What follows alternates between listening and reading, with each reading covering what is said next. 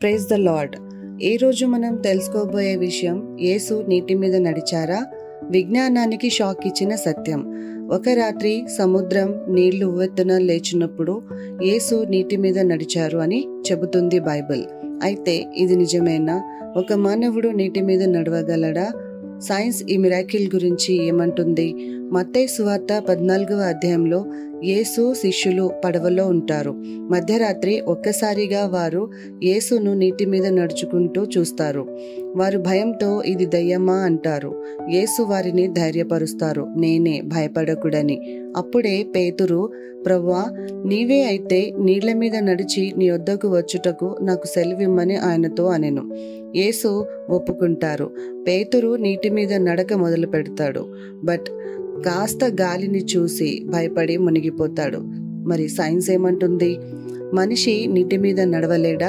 సాధారణ మనిషి body density, తీవ్రత నీటి కంటే ఎక్కువ. నీరు ఒక ద్రవం, ఇది శక్తిని తిరిగి మద్దతు ఇవ్వదు.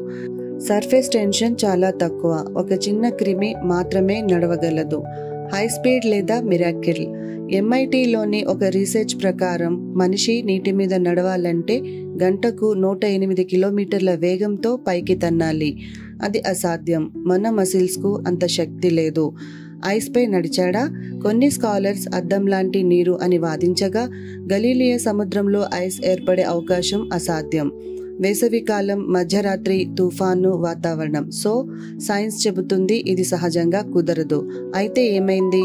ఈ వచనాన్ని ఇలా చూడాలి. ఇది న్యాచురల్ కానీ సూపర్ న్యాచురల్ ఘటన. దేవుని సహజ చట్టాల కంటే అధికంగా పనిచేసే ఒక చర్య. యేసు తన సృష్టిలోనే సృష్టి నియమాలను తాత్కాలికంగా మార్చినట్టు.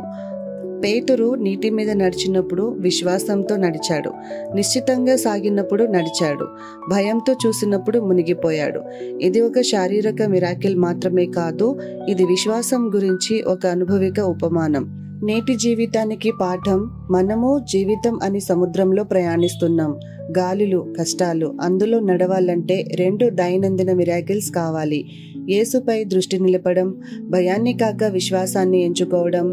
మీరు నీటి మీద నడవలేరేమో, కానీ మీ పరిస్థితిని అధిగమించగలరు యేసుతో కలిసి నడిచిన ప్రతిసారి.